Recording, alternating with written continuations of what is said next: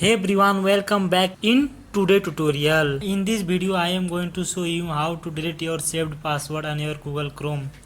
Whether you want to concern about security or simply want to clear your old or unused password. In this video I will guide a step by step process how to delete that saved password on Chrome. So let's get started to the video. First of all, open your Chrome application on your mobile device. After opening your Chrome application page, make sure that you are logged in. Then click on that menu bar. Now you can see the option setting. Tap on that option. Now you can see different options are there. Then select on your email profile. Select your email in which you saved your password. Select that one. I will select one. After that, go back.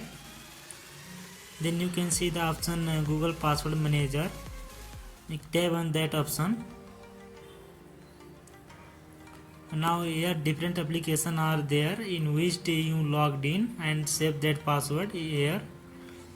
Now select one application in which you want to delete. I will select one. Now you can see two options are there like edit, delete and all.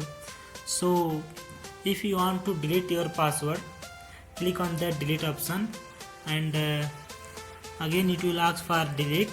Click on that.